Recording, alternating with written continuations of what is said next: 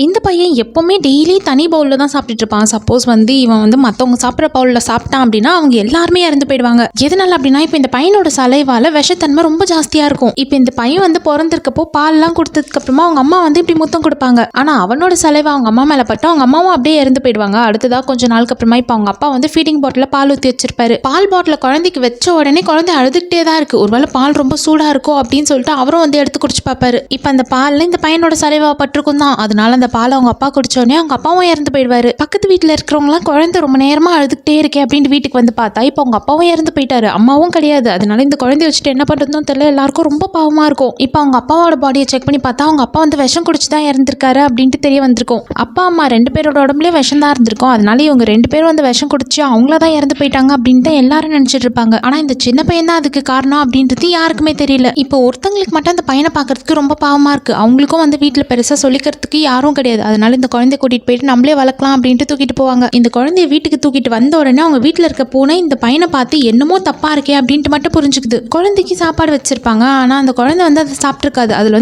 பாலும் ஊற்றி வச்சிருப்பாங்க. சரி, கிளிக்கு எடுத்துட்டு போயிட்டு குழந்தை சாப்பிட்ட மிச்சத்தை வச்சா அடுத்த நாள் காலையில கிளியும் இறந்து போயிருக்கும். கிளி எதனால இறந்துச்சுன்னு டெஸ்ட் பண்ணி பார்த்தா கிளியோட உடம்புலயும் விஷம் தான் இருந்திருக்கும். குழந்தையோட அப்பா அம்மாவும் விஷத்தினால தான் இறந்து போனாங்க. கிளியும் விஷத்தினால தான் இறந்து போயிருக்கு. அப்ப இந்த குழந்தை குடிச்ச பால்ல ஏதாச்சும் இருக்கா அப்படின்ட்டு அவங்களும் குடிக்கலாம் அப்படின்ட்டு போயிருப்பாங்க. அவங்க வீட்டில் இருக்க பூனைக்கு இந்த குழந்தை வந்ததுலேருந்து ஏதோ தப்பா இருக்கே அப்படின்ட்டு மட்டும் தெரியுதுல. அதனால அந்த பூனை அந்த பால் டப்பாவை இப்படி தட்டி விட்டுரும். பூனையோட ஓனர் பாலுக்கு ஆசைப்பட்டு தான் தட்டி விட்டுருக்கு போல இருக்கு அப்படின்ட்டு பூனை மேலதான் கோவப்படுவாங்க. ஆனா அந்த பூனை ஓனர் அதை குடிச்சு இறந்துடக்கூடாது அப்படின்றதுக்காக அதுவே குடிச்சு இறந்து போயிடும். கடைசியில் இப்ப பூனையே இறந்து போயிருச்சா அப்பதான் இவங்களுக்கு என்னமோ தப்பா இருக்கு அப்படின்ட்டு புரிய வருது. இந்த குழந்தைய பார்க்கலாம் அப்படின்ட்டு போவாங்க. சின்ன கை குழந்தையா இருந்த பையன் இப்போ ஒரே நாள்ல 5 வயசு பையன் மாதிரி மாறிடுவான். எல்லாருக்கும் ஒரே ஷாக் தான். எடுத்துக்கிட்டு ஹாஸ்பிட்டலுக்கு போவாங்க. செக் பண்ணி பார்த்ததுல தான் இப்போ இவங்க எல்லாருக்கும் தெரிய வருது இவனோட சலைவால தான் இந்த அளவுக்கு பாய்சன் இருக்கு. அதனால தான் எல்லாரும் இறந்து போறாங்கன்ட்டு இந்த பையனை தனியா ஒரு ரூம்ல வச்சிருப்பாங்க. அது மட்டும் இல்லாம ஒரே நாள்ல இந்த குழந்தை எப்படி இந்த அளவுக்கு வளர முடியும் அப்படின்றதையும் டெஸ்ட் பண்ணி பார்த்துட்டு இருக்காங்க. இப்போ ஏதோ ஒரு லேப்ல எலிய வச்சு டெஸ்ட் பண்ணிட்டு இருக்க மாதிரி இந்த பையனை வெளியவே விடாம தனியா ஒரு பாக்ஸ்குள்ள தனியா சாப்பாடு போட்டு தனியா வளர்த்துக்கிட்டு இருக்காங்க.